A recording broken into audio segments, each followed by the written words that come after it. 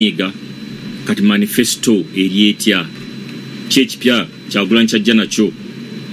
Si Kyagulanyi ng'omuntu mbuuza nti abaffe mwe mwagala kujjako Museveni mutusuubiza Uganda empya. Mu Uganda empya ebyo kiki kye mutusuubiza? Gulu ki eririyo? Webale nnyo, ekyo kibuuzo kikulu nnyo okusookera ddala. Twagala okujjako Museveni kuba buli kye twagala kiri on the other side of the bridge, kiri busukka mugga. Omugga oguliwo ye Museveni ne gavumenti ye y'ababbi. Bwe tumala okujjako Museveni tujja kuba tetutuuse, wabula nga bwe tuyimba nti bwe tuli lutalo nga luwedde tuliyambala engule tulizimba Uganda empya. Uganda empya ki kye twogerako? Uganda empya ekusookera ddala erina okubaamu eddembe. Eddembe n'emirembe byanjawulo. Freedom. Of course mulina okubaamu emirembe, peace. Ne mulina okubaamu eddembe ng'omuntu waddembe okwesalirawo zikanya ne Kyagulanyi sikanya ne Kyagulanyi tekinteeka mu katyabaga. Ne bwe mba sikanya n'oyo yali mu buyinza nina eddembe lyange nga buli munnansi alina eddembe okweyagalira mu nsi ye. Si kwogera kintu nti ate n'otya nti bagenda kumpamba. Olina eddembe okubutakanya n'abo abali mu buyinza. Ekirala abakulembeze twagala babeere baweereza baabo abafugibwa, so si babosi baabo be bakulembera. Twagala tubeere n'enfuga ey'amateeka nga buli omu, oba oliwe Butembe, oba oliwe Luuka, oba oliwe Kyaddondo, oba oliwe Gomba, oba oliwe Upadengo, nga mwenkanankana wansi w'amateeka. Amateeka gabakuuma kyekimu ate gababonereza kyekimu bwe muba mugamenye. Twagala bwe tuva mu kukulembera ennungi n'okweyagalira mu nsi yaffe, kuba muntu ojja mubuuza owe waffe kabulasoke agambe nze oba nkulembera bulungi kasamba n'akasente mu nsawo. Twagala omuntu abeere n'akasente mu nsawo. Ate ekyo kisobokera ddala kuba ensi yaffe ngagga ate abantu baffe bakozi. Ate bwe kyabeeranga oba oli mulimi ng'emwanyi yo girima n'ogifunamu, ebikajjo byo birima n'obifunamu, pamba w'omulima n'omufunamu, vanirawo n'ebirala bifaanana bwe bityo. Oba oli muvubi ng'ennyanja kya bugagga kyammwe, tebagenda bagobaganya ku nnyanja baleete ba famire emu kubanga bali mu buyinza batekinge over ennyanja.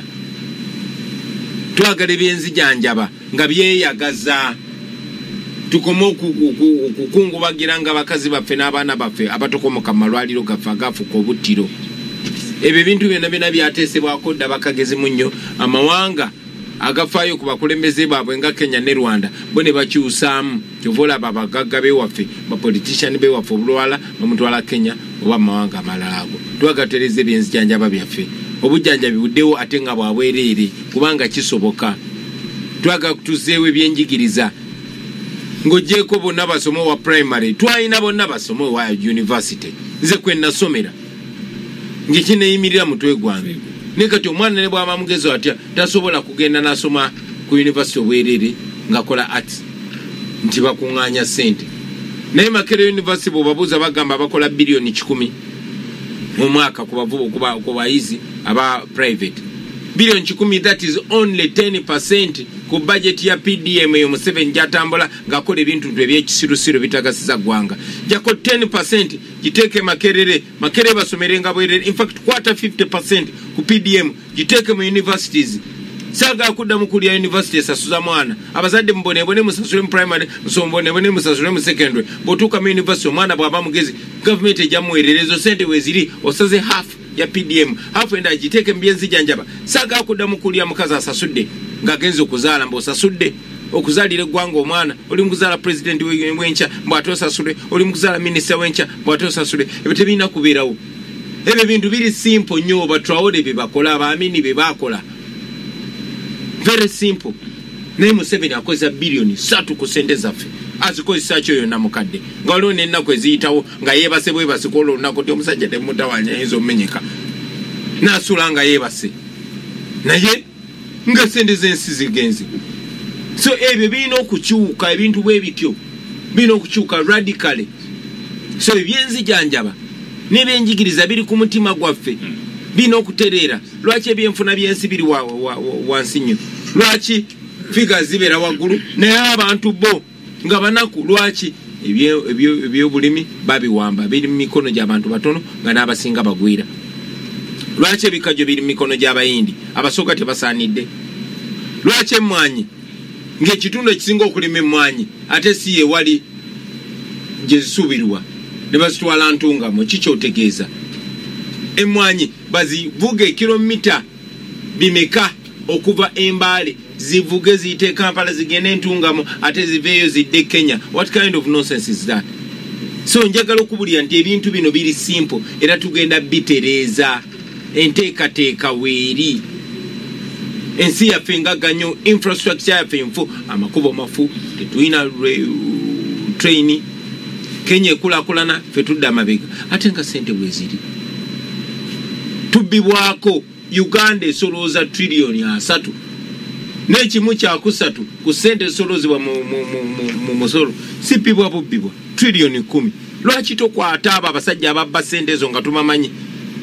IGG yagamba bw'abanoonyereza abo ababbi bonna babasanga ku mulyango gwa Museveni. Lwaki tobakuba jeeke? Obubbi obwo ne bugwa ezo ssente zibbibwa ezo trillioni 10 mu myaka 3. Government yaffe kijimala ezo ssente zokka okumala road network yona nobanga enguudo ziringa zino ze Boston. Si kipya. Mwete muli ba magician. Abakulembeze bano tebalina njawulo ku bakulembeze balala. Ekyenjawulo bantu bali empowered tebagenda kukkiriza mukulembeze yena kubakolera ko bya kisiru nga balaba. Kyovola twagala ku empowering abantu baffe. Kyovola tugamba people power is our power. Twagala abantu be empowering baberenga ba demanding from the leader. Ne bwana abeera nze nga ni mukulembeze bwe ntuka mukulembeze nyino kubeera mu mbeera gye tutaddewo nga ntya okunyiiza abantu b'enkulembera. Omukulembeze yena ne bw'atabeere nze twagala tumuteekeko embeera nga atya okudisappointing abantu bakulembera so that abakulembeze bonna banajja bakola buli kye bakola nga bakikola kusanyusa abantu baabwe na kutereeza nsi yaabwe. Abantu bebabeera babbosi bagambe okoze bulungi katukwongera akalulu oba tukoze bulungi katukojjeko. That is what we want to do. Ne katufugibwa mundu oba abakoledde oba tabakoledde si kyamaanyi kasita banga alina emmundu ng'alina n'emboko ng'alina n'esente. Ekyo twagala kistopinga. Twagala okukyusa erinnya lyaffe mu nsi yonna. Badde nkugamba ku by'obugagga bye tulina ng'oggyeko amafuta n'ettaka egimu ng'okimanyi nti no baazudde goldi deposit sansinze mu nsi yonna nga ziri waffe Uganda. Nga zirina nnyinizo. Ate nnyinizo yaani? Oyo mubbi, oyo muveeko Museveni mubbi sina muna Uganda. Ne kale ekyo tunakyogerako oluvannyuma. So my point is njagala bana Uganda bamanye nti Uganda busika bwabwe si busika bwa Kyagulanyi. Uganda busika bwammwe mumbere nga mwerabanga abaana b'omugage yabazaala naye ng'ekisajja ekitali kya Luganda lwammwe jjajja ne kiwamba obusika bwammwe mubukaayanire. Njagala okubulira nti ebintu bino biri simple era tugenda bitereeza enteekateeka weeri. Ensi yaffe ngaganyo, infrastructure yaffe nfu, amakubo mafu, tetulina train. Kenya ekulakulana ffe tudda amabega ate nga ssente bwe ziri. Nafunayo abasoka bayikirizamu bagenda mu akyoli ne walala. If we stop that and we rise as the nation, especially in young generation, kirungi kati bakyasobola twawulira mbuku kabira mbuku dini. Fena tuli united.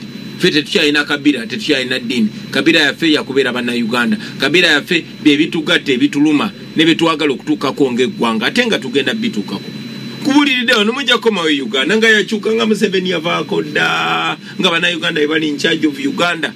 Namwe mujja gyeyagaliramu era kibakakatako kutwegattako muleme kutuuka ali mugamba twabawagiranga.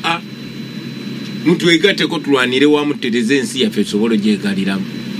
Kozi wabadde ombuuza ki? Ekyo kyennyini kye nnadde nkubuuza naye njagala twogere ku kigambo kya impunity. Impunity singa bukyenkya Kyagulanyi agenze mu ntebe. Nabaawo tubadde tuwulira abantu nga bw'oyogedde wano nti omukulu akulira anti-corruption yagenda okugira bw'ati ng'abantu bonna abali enguzi abakola ki bali ku mulyango gwa president. Singa gwe kihappeninga oba subi kiri olyotugamba oba bakakibotuwa nti ewuwo tejja kuba impunity. Tejja kuba nti Ssenyonyi yalidde kino. Ssenyonyi tumugireegire bwe tuti. Waiso yakoze kino.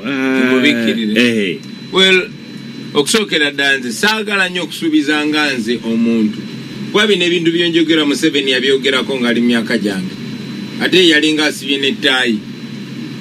N'abyogerako. Ne batuyigiza nti power corrupts and absolute power corrupts absolutely. Ndi wano mbyogera. Naye abantu boononeka. chovola babwemba mbyogera ngamba buli omuntu nawe osobola okubeera Kyagulanyi nawe era kyetukkiriza mu servant leadership so that nange bwe ntuuka nembanga yononeka abantu ba holdinga to account. Twagala nnyo okwempoweringa abantu, okwempoweringa institutions zibenga zikola, ebitongole mufe bibeere nga bikola nga si bantu. Ekyo twaga tukitandikirewo era twakitandikirawo okusalawo sikukola nganze oba akakiiko kenkulemera nako tukusalawo mu organize ekibiina naye ng'ovudde ku ekyo bagamba you can't give what you don't have. Buli kyetukkirizamu kyetwagala okukola mu Uganda empya tugezaako nokikola nga tunatuukayo. Nkakasa bobozo tugobereranga National Unity Platform olabye bwe tudulinga n'abali b'enguzi koberani kobere w'amaanyi otya kobere muffe era example kulaga nti ffe tetulina gwetutaliza tolaba wayise ono nti kyali wange tulaba nti ffenna tuli bagwa na nfunta naye ne bamundeetera nti wayisa uno yakutte mu ssente z'omusolo nabawoninga dda omukono bw'ogukwata mu ssente z'omusolo teguvaayo gusigalayo. So ekyo tukyeteekeko kobeerani kyetukiririzaamu kuba tukiriza mu common good so si wayiswa ye kuvimba nga ye sinatabi ye kubeeramu nga ye ffenna wano mu America mwina kye bayita common good nti ne bw'oba muwaavu otya obwavu bwo bukoma mu nnyumba yo bw'ofuluma weeyagalira mu nsi zenvuze wano nga nvuga ne comrade Marvin ono Bale. Marvin si mugagga nnyo netuyise ku kkubo nga tulinga ba Elon Musk fembi kubanga ekkubo litweyagalirako lyeri buli omu ne bw'oba olwadde ogenda mu ddwaliro nga ddungi kye bayita common good naye waffe ne bw'oba mugagga otya ne bw'oba wabbye biliyoni ne biliyoni ng'ozirina mu nsawo bw'ofuluma kubanga amakubo mabi naawe obeera mu bulabe. So twagala common good bwe tuba bakweyagala tweyagale ffenna tulina okusalawo oba tunywa amazzi agatukula agali clean ffenna nga banansi oba tulondamu abantu abatono akagulupu akatonoko ne kanywa champagne. Katusalewo twagala champagne owa abatono oba amazzi amayonjo agabonna ffe tulowooza nti ekyabonna kyekijja okuba ekirungi. So tetukkiriza muntu yenna yena kulowooza nti naye ali special okusinga abalala. Ffenna tuli bannayuganda tulwayizinga ffenna ng'eggwanga. Okay. Alright, amulonji afuliza dakika zizo ebula emu yokka okwera esabiri ezakawungezi bwe yakatwegattako kyokoze kyamaanyi. Tuline Honorable Kyagulanyi Sentamu yali wano ne tiimu ye ne mukulu wayiswa ne Honorable Natabi bali mu studio mpozi ne mukulu Marvin bali wano abatubuzaako.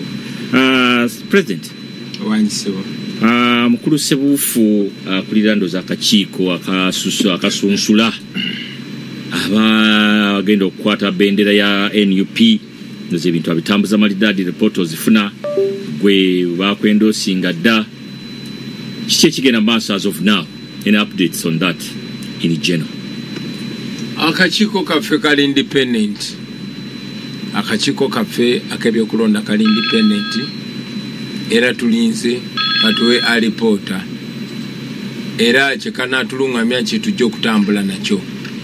Mwami Sebuufu yakikira akakiiko k'ebyokulonda yatwala Buganda. Akikira akakiiko k'ebyokulonda bamuyita Madam Harriet Chemutai yatutwala. Okay. So obwerufu buli butya mukakiiko ako? Obwerufu era tusubira obwerufu buli clear.